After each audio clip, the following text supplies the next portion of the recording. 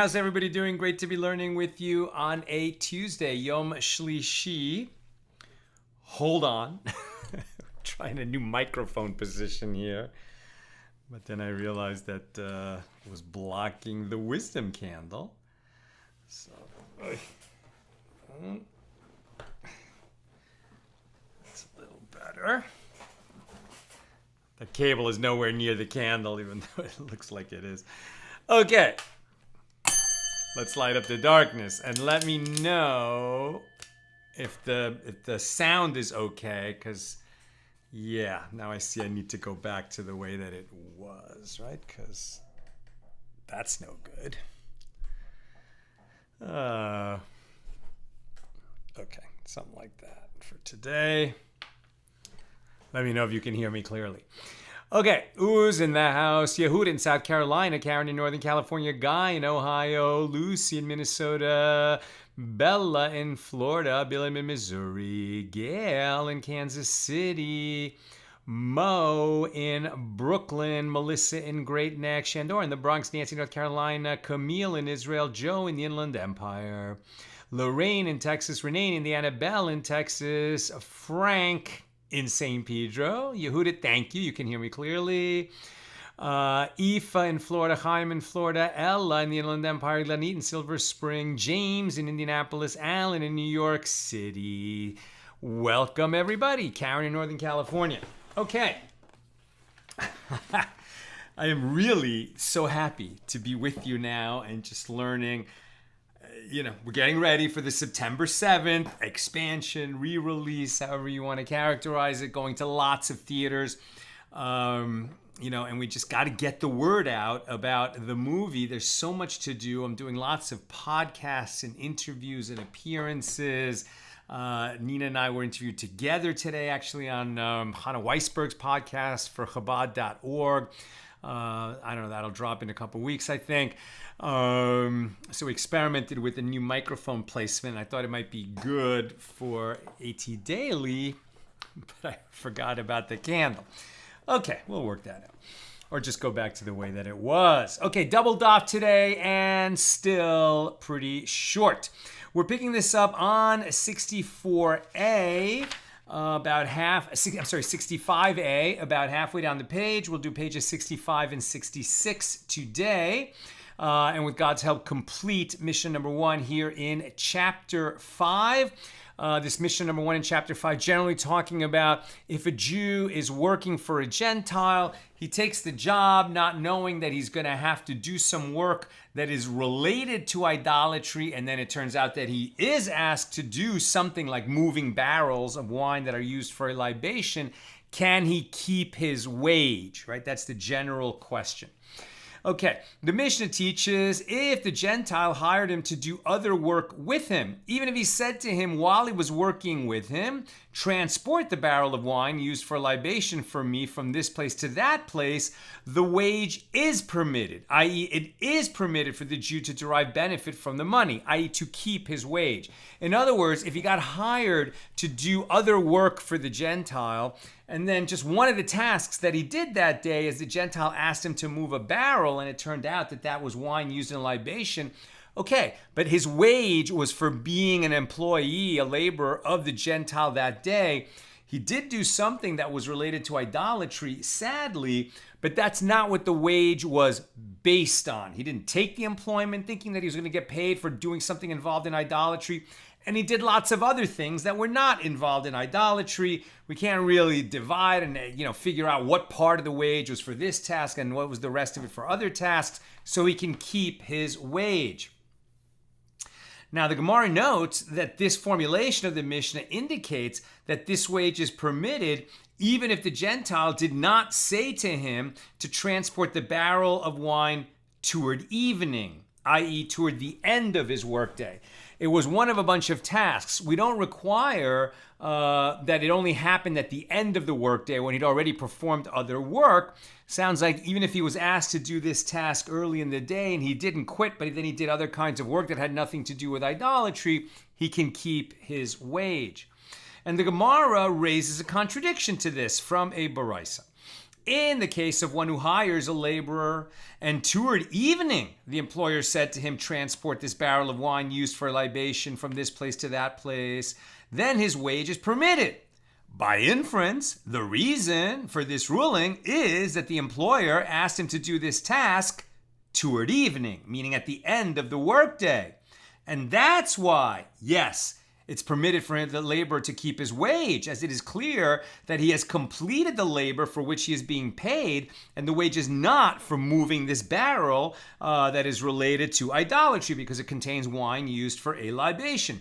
But if this happened during the entire day, not toward evening, then this would not be permitted. So which is it? Is it only that the Jew can keep his wage if he was asked to do this task related to idolatry by the Gentile who hired him at the end of his day, or if it just was one of the tasks he did, but it happened at any time during the day? Abaye said, when we learned this in the Mishna as well, we learned this with regard to a case where the employer said this toward evening. So Rava said, this is not difficult. La kasha.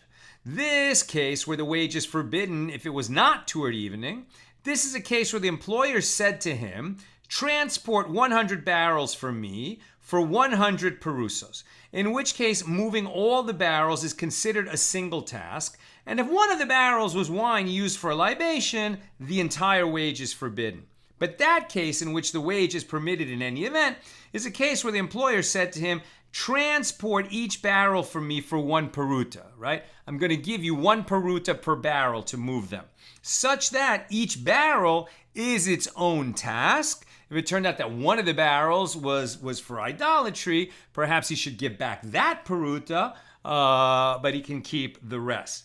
And so it is taught in a Baraisa, in the case of one who hires a laborer and said to him, transport 100 barrels for me for 100 perusos, and a barrel of wine used for libation was found among them, the entire wage is forbidden. But if the employer said to him, transport each barrel for 1 peruta, and there was a barrel of wine used for libation among them, then the rest of his wage is permitted.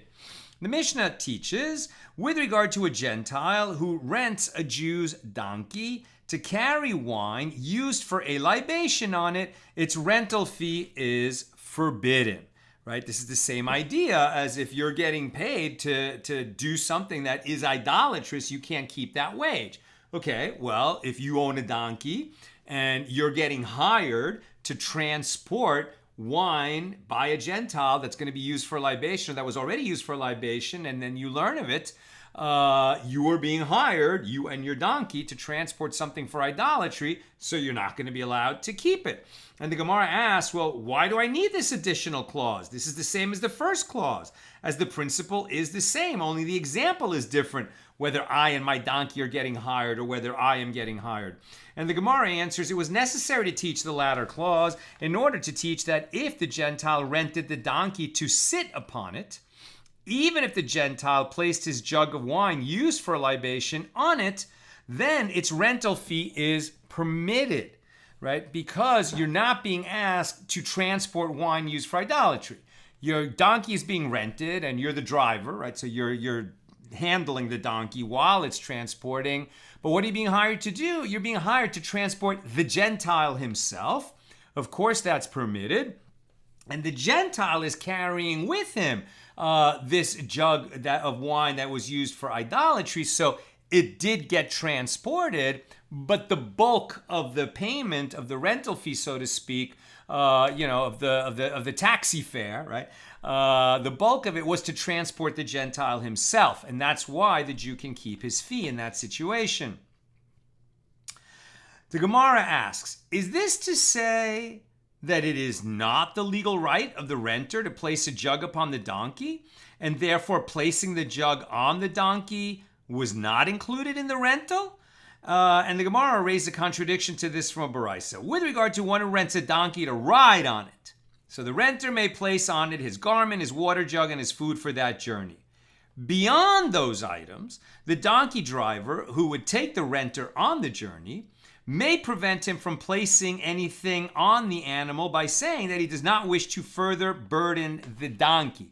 Now, obviously, they could come to an agreement beforehand, and they could agree how much luggage the renter of the donkey can take with him.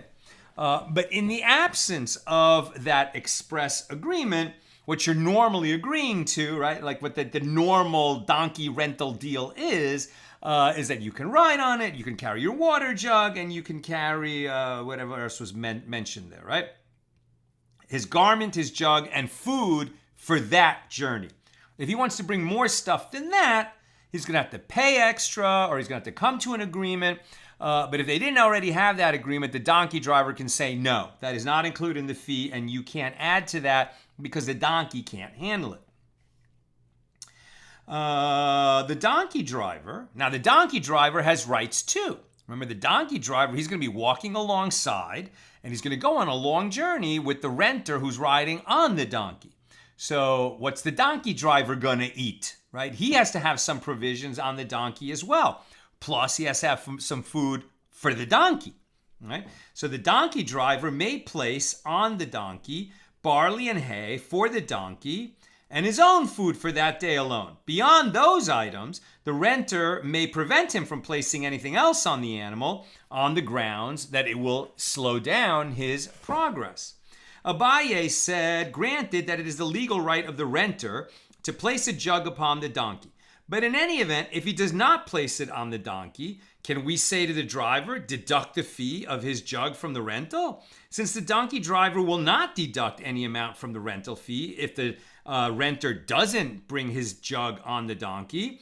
Therefore, even if he does place it, the rental fee is not forbidden, right? Because it's optional for the renter whether he wants to carry a jug with him or not. And whether he does or not, the fee is going to be the same. So even though the jug that he carries has idolatrous wine in it, we can say that the Jew who owns the donkey, he's not getting paid for transporting that jug. He's getting paid for transporting the Gentile. With regard to the main point of the Baraisa, the Gemara asks, what are the circumstances? If locations in which one is able to purchase provisions on the way are common, the donkey driver can also prevent the renter from putting provisions on the donkey for the entire journey. And if locations in which one is able to purchase provisions along the way are uncommon, then the renter cannot prevent the driver from taking his provisions for the journey either.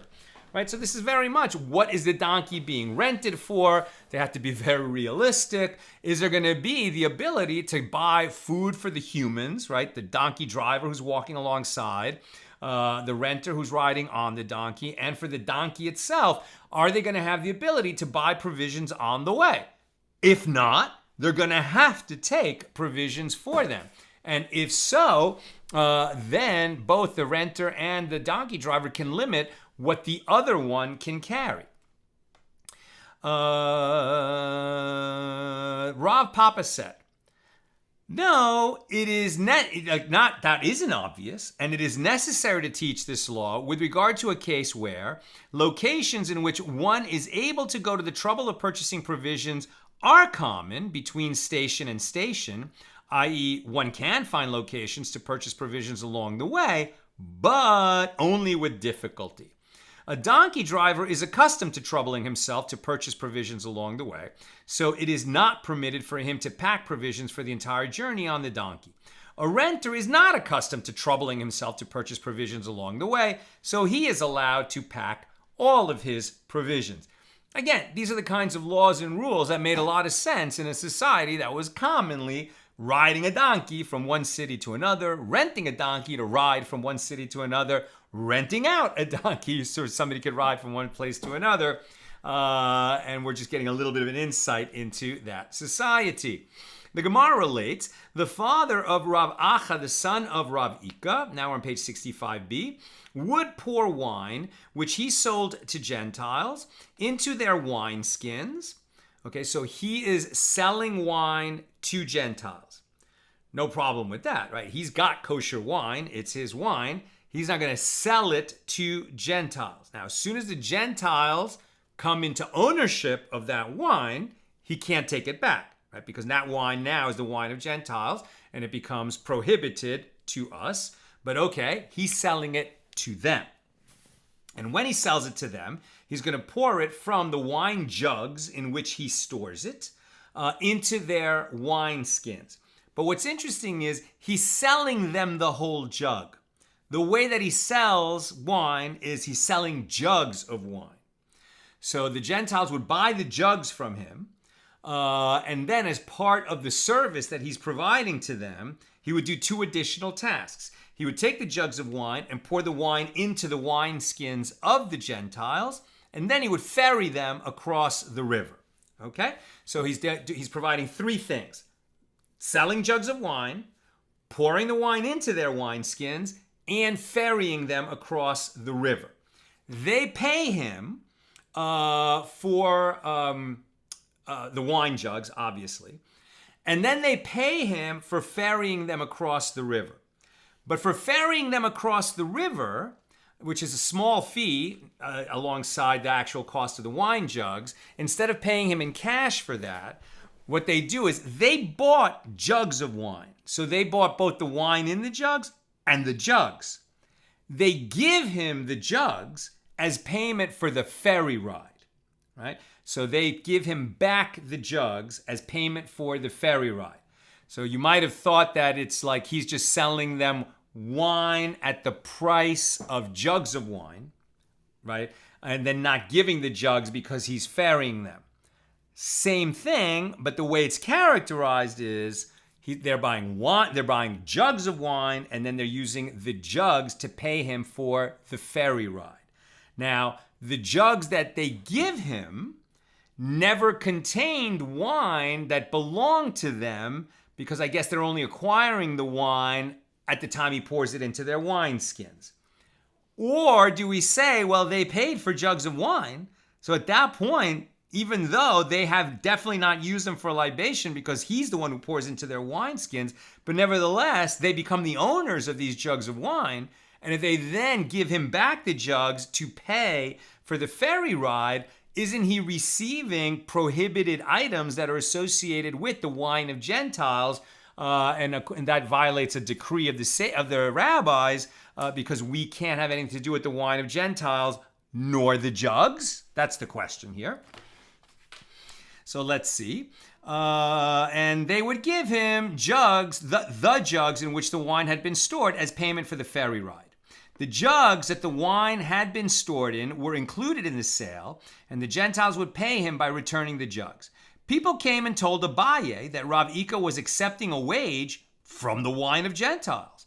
Abaye said to them, when he labored with permitted wine, since he was pouring kosher wine into the wineskins, and only subsequently the wine was rendered forbidden by being in the possession of the Gentiles, right? So we say that even if they paid him in advance, they didn't acquire the wine until it went into their wineskins. So the jugs were never touching wine that was in the possession of the Gentiles. And that's why both Rav Ika and Abaye permitted it.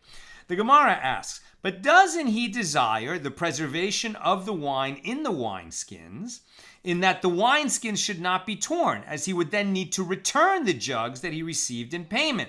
And the Gemara answers, it is a case where he stipulated with the Gentile purchasers that even if the wineskins were to tear, it would be at their expense and not his, and he would keep the jugs in any event. Alternatively, it is a case where the Gentile purchasers brought barrels with them so they could pour the wine into them if the wineskins should tear.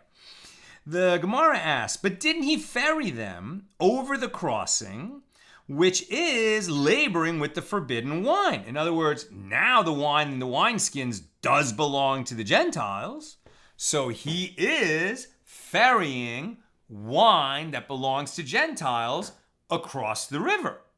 That is wine that belongs to Gentiles. They may or may not have poured some out as a libation, but at any rate, it's wine of Gentiles. It's prohibited to do labor with it. So didn't he violate that prohibition? Sounds like the answer is going to be they were just carrying their own wineskins. He was getting paid to ferry the Gentiles themselves. Let's see. But didn't he ferry them over the crossing, which is laboring with forbidden wine? And the Gemara answers, this is not a case where he was ferrying the wine over the crossing himself, as he made an arrangement with the ferrymen and said to the ferrymen initially that the latter would ferry the buyers and the barrels without payment.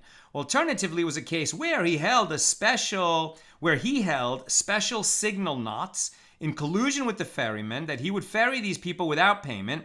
In any event, he was not laboring for them himself. So interesting, a different explanation. Not that he's ferrying the Gentiles and they happen to be carrying their wine, but rather there was a sort of more complicated arrangement with the ferrymen so that he himself was not getting paid to ferry the wine of Gentiles across the river. And with that, we conclude our discussion of Mishnah number 1 here in chapter 5. Now, Mishnah number 2. In the case of wine used for a libation, idolatrous wine, that fell on grapes, one rinses them and they are permitted, right? Because the wine is obviously forbidden. It's wine that was used as a libation. It came into contact with property of a Jew, in this case, grapes. So did this wine impart flavor that changed the grapes or not? Sounds like if they're, fresh grapes, you can easily rinse them off with water. And so the fact that they came into contact with this wine that was used for libation ends up not affecting the grapes at all. And that's why the grapes remain permitted. But if the grapes were cracked, right? In other words, they're not so fresh, their skin has cracks in it, so that when this wine, idolatrous wine, spills on it, some of it gets inside the grapes. Then we're not going to be able to rinse off that wine. It's going to leave some residue of its flavor. And since that was wine used for an idolatrous libation, it's going to render these grapes prohibited. In a case where the wine fell on figs or on dates, if there is sufficient wine in them to impart flavor, they are forbidden. And there was an incident involving Boethus ben Zunan, who transported dried figs in a ship. And a barrel of wine used for a libation broke and fell on them. And he asked the sages as to the law, and the sages deemed the figs permitted. Now, doesn't that contradict what we just read? That if the wine falls on figs, it's going to render them prohibited? Why would they say it was permitted afterwards? Now, this is the principle. Anything that benefits from a forbidden item imparting flavor to it, i.e. the forbidden item contributes a positive taste to it, renders the resulting mixture forbidden.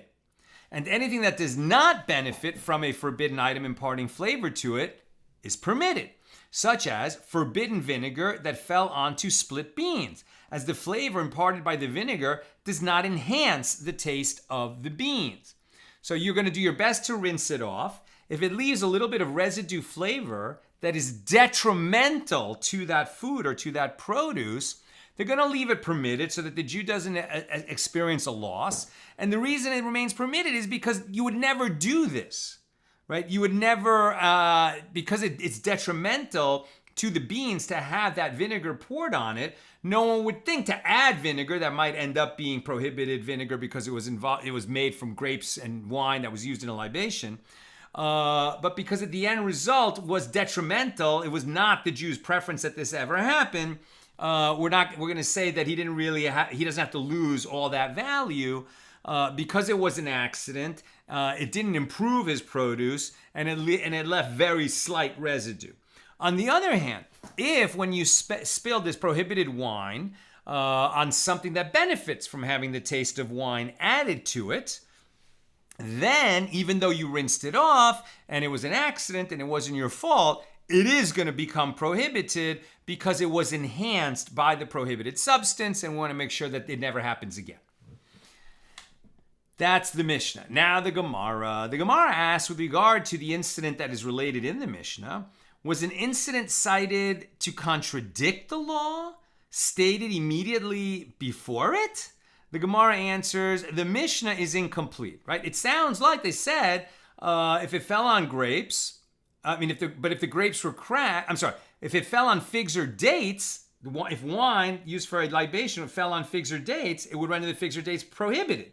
But then it happened in this example of Boethus ben Zunan, and wine used for libation fell on his figs, and the sages said it was permitted. So why would they give that example right after the law was stated, which contradicts it? And the Gemara answers, the Mishnah is incomplete, and this is what it is teaching. If the wine imparts flavor to the detriment of the mixture, then the food is permitted. And there was also an incident involving Boethus ben Zunin, who was transporting dried figs in a ship, and a barrel of wine used for libation broke and fell on them. And the incident came before the sages, and the sages deemed the figs permitted. Why? Because the flavor given by the wine did not enhance their taste, but was instead to their detriment. Maybe wine imparts a positive flavor to cracked grapes. It does not impart a positive flavor to cracked or dried figs. The Gemara relates there was an incident involving a certain heap of wheat, upon which a barrel of wine used for libation fell. And Rava permitted selling it to Gentiles, as deriving benefit from it is not prohibited, but obviously consuming that wheat would be prohibited. Jews can't eat it now that it has wine used for libation mixed into it, but it didn't render it prohibited for benefit, and that's why it can be sold to Gentiles. Rabba bar Livai raised an objection to Rabba from a Baraisa with regard to a garment in which diverse kinds, kilayim, right, like wheat grown in a vineyard, or shatnets, a prohibited mixture of wool and linen. Right, I'm sorry, here we're talking about a garment, so we're talking about shatnets, which is a prohibition on making a garment out of a combination of wool and linen. A Jew cannot wear such a garment. So with regard to a garment in which shatnets which has been lost, i.e. it is known that linen fibers became mixed in a woolen garment, but they cannot be detected and removed. So you know that it's shatnet, you don't know exactly where the wool fibers that would render it prohibited are in this linen garment, so there's no fixing it, right? Like you can actually buy a jacket that is shatnets. This happens, for instance, when you buy a wool jacket and sometimes the backing behind the lapel is made out of linen, or a linen jacket where the backing is made out of wool, and you can take it to a shatnets lab, a tailor who's an expert in this, and he'll remove what's prohibited. So even though it was mixed in the sense that there was wool and linen in a garment, but if you can remove the wool from the linen garment or the linen from the wool garment, then the garment becomes permitted for a Jew. But if you don't know, where exactly the prohibited fibers are in that garment, then what? Okay, so that's the question. Then one may not sell the garment to a Gentile, nor fashion it into a saddlecloth for a donkey, because you can't benefit from it. But one may make it into shrouds for a corpse with no one to bury it, a mace mitzvah. So you can't do it for, a Jew who has a family that will take care of his funeral needs. But if you have kind of an emergency situation where there's an unattended corpse and you have to step up and bury it, then you could use such a garment for that. As a corpse is not obligated in the observance of mitzvahs. So interesting. Only because it's an unattended corpse. If the corpse has a family, then you would be benefiting the family. They have an obligation to put shrouds on their relative, right, who's being buried. So if they use, or if you use, or you inserted for them a garment with shatnets in it, then they don't have to provide shrouds and they benefit. That's why it's prohibited. But if the unattended corpse has no one to benefit it, obviously it would be better, probably ab initio, to not use shatnets for such a case. But since the corpse is not obligated in that mitzvah, it's a dead person, those shrouds can be used. What an interesting ruling. Rabba bar Livai asks, what is the reason that it is not permitted to sell it to a Gentile? Perhaps he will. Why? Because perhaps he will come to sell it to a Jew who will not know that it is forbidden. And here too, with regard to the wheat, the Gentile purchasers may come to sell it to a Jew who is prohibited from consuming it. So why would we permit this wheat that got idolatrous wine spilled on it to be sold to a Gentile when it then becomes possible that that Gentile will sell it to a Jew who unknowingly will benefit from wheat that has wine in it that was used for libation? So Rav, and that was a good objection, and Rav then retracted his decision, and he permitted grinding the wheat he permitted grinding the wheat and baking bread with it and selling it to Gentiles, not in the presence of Jews. In this manner, Jews will not be likely to buy bread from the Gentiles, as the bread of Gentiles is forbidden to Jews. Whereas you could buy wheat from Gentiles, but you can't buy bread from Gentiles. Why can't you buy bread from Gentiles? Well, for one thing, they don't have the same rules about bread that we do. They don't take challah out of it if they're making bread in sufficient quantity, right? Challah, we use that word to refer to the bread that we eat on Friday nights and make, nice French toast out of it on Sunday mornings. But what challah actually means is the offering that was set aside every time we bake bread in sufficient quantity. We set some aside to give to a priest. We don't give it to priests anymore, but we set some aside when we make challah, again, in sufficient quantity.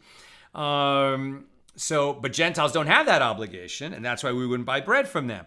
Also, Gentiles don't have a restriction of putting dairy into their bread. We do, right? You can't mix butter into bread when you're making bread. That's prohibited. Why? Because you might come to eat that bread with meat, and then you would be eating milk and meat together. We learned in the Mishna, in the case of wine used for libation that fell on grapes, that one rinses the grapes and then they are permitted for a Jew. But if the grapes were cracked, they are forbidden. And the Gemara infers that the grapes are cracked, they are forbidden. But grapes that are not cracked are not forbidden. Well, if so, what is the cause for concern in the case where wine spilled on the wheat? It should be sufficient to rinse the wheat. And Rav Papa said, well, wheat is different, since because of its slits, its status is similar to that of grapes that are cracked. I mean, it almost sounds like I don't know anything about farming and cooking and all these things, but seems to me like wheat in any form will absorb liquid, right? Whereas fresh grapes won't. The liquid will just pour around them. Okay, page 66a. With regard to old wine that was used for libation, and it fell onto grapes, all agree that the grapes are forbidden, only in a case where the wine imparts flavor to them. With regard to new wine used for a libation, i.e. wine that had just been squeezed and has not yet fermented, so basically grape juice, that fell onto grapes, Abaye says that any amount renders the grapes forbidden, and Rava says that they are forbidden only in a case where the wine imparts a flavor to them. The Gemara explains their respective opinions. Abaye says that any amount renders them forbidden because he maintains that when categorizing substances in the context of the laws of mixtures, we follow the flavor. And this wine and those grapes are of the same flavor, which renders it a case of a substance in contact with the same type of substance. And since part of it is prohibited, all of it is prohibited. And the principle is that in a case of a substance in contact with the same type of substance, any amount of the forbidden substance renders the mixture forbidden. And Rava says that the grapes are forbidden only in the case where the wine imparts flavor to them, because he maintains that when categorizing substances in the context of the laws of mixtures, we follow the name. And this wine has a discrete name, wine, and those grapes have their own discrete name, grapes, right? And so they may ultimately come from the same material, but wine and grapes are quite different. And accordingly, this is a case of a substance in contact with a different type of substance. And the principle is that in the case of a substance in contact with a different type of substance, the mixture is forbidden only in a case where the forbidden item imparts flavor to it. And apparently, a positive flavor, according to what we read earlier, but maybe that doesn't apply here. We learned in the Mishnah that in the case of wine used for a libation that fell on cracked grapes, the grapes are forbidden. It enters our mind that this is referring to new wine falling on grapes. So what is it not the intention of the Mishnah that they are forbidden only in a case where the wine imparts flavor to the grapes? If so, then it is the name that counts, as the flavor of the wine in this case is the same as the grapes. And the Gemara rejects this premise. No, the Mishnah means that any amount of wine renders the grapes forbidden. And the Gemara challenges this and says, but from the fact that the Mishnah teaches in the last clause, this is the principle, anything that benefits from a forbidden item imparting flavor to it renders it forbidden, and anything that does not benefit from a forbidden item imparting flavor to it is permitted. So by inference, we are dealing with a case where the forbidden item imparts flavor to the permitted item. And how does Abai explain this? In his opinion, the ruling of the Mishnah stated with regard to old wine that fell onto grapes, which are not the same flavor. So it is reasonable that the grapes are rendered forbidden by any amount that imparts flavor. And the dispute between Abaye and Rava applies to another case as well, with regard to the case of wine vinegar and malt vinegar that became mixed together, right? So these are very different substances. Wine vinegar, if it came from the wine of Gentiles, that vinegar is also prohibited for the same reason that the wine of Gentiles is prohibited, which is that they might have used it as a libation for idolatry. Malt vinegar is made from grain, I imagine, malt, and therefore doesn't have that same stringency associated with it because malt is not used typically in idolatrous practices. So with regard to the case of wine vinegar and malt vinegar that became mixed together, and one is permitted and the other is forbidden, right? The wine vinegar is prohibited, the malt vinegar would be permitted, generally speaking. And also in the case of leaven of wheat flour and leaven of barley flour that became mixed together. And one is permitted and the other is forbidden, not because wheat or barley is forbidden, but because one of them might have been teruma and the other one is not. Abaye says the forbidden substance renders the mixture forbidden in a case where it imparts flavor to the mixture because we follow the flavor.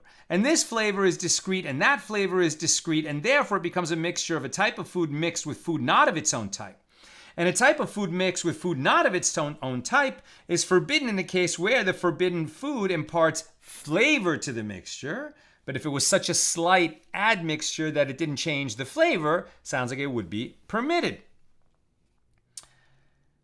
And Rava says any amount of the forbidden substance renders the mixture forbidden in accordance with his opinion that we follow the name. And both this malt vinegar and this wine vinegar are called vinegar. And this is called leaven, and that is called leaven, and therefore it becomes a mixture of a type of food mixed with a type of its own type, and in a case of a type of food mixed with a food of its own type, any amount would render the mixture forbidden, even if it doesn't impart flavor. Abaye says, from where do I say that we follow the flavor? As it is taught in a baraisa, forbidden spices that are known by 2 or 3 different names but are the same species, or of 3 different species, are forbidden and combine together to render a dish forbidden. And Chizkiah says the reason that 3 species combine to render the dish forbidden is that here we're dealing with types of sweet spices. Since they are all fit to sweeten the dish, they combine as they impart the same kind of flavor. Abaye explains, granted, if we say we follow the flavor, they are all considered the same flavor and therefore they combine. But if you say we follow the name, why should they combine to render the dish forbidden? This name is discrete and that name is discrete, and there was less than the prohibited amount of each one of those different spices. And Rava could say to you, in accordance with whose opinion is this baraisa? It is the opinion of Rabbi Meir, who maintains that all forbidden foods combine, whether or not they have the same name or the same flavor.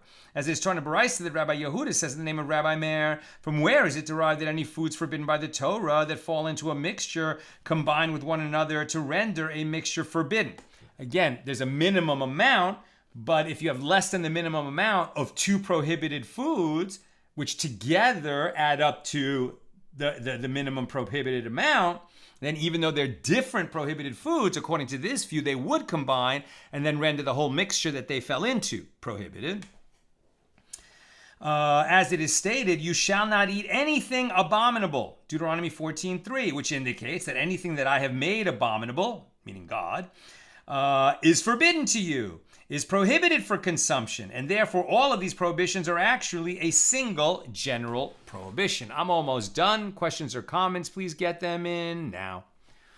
With regard to forbidden vinegar that fell into a barrel of wine, all agree that the mixture is forbidden in a case where the forbidden vinegar imparts flavor to the mixture. In a case of forbidden wine that spilled into vinegar, since the sharper smell of the vinegar overwhelms the smell of the wine before it mixes in, Abaye says that any amount of the wine renders the mixture forbidden. And Rava says that it is forbidden only in a case where the wine imparts flavor to the vinegar. And the Gemara explains their respective opinions. Abaye says that any amount renders the mixture forbidden because, and now we're at 66b, a liquid whose smell is vinegar and its flavor is wine is considered vinegar. And the wine, when it is spilled into a barrel of vinegar, took on the smell of vinegar from the moment it reached the airspace of the barrel, and it therefore has become a type of food mixed with its own type of food.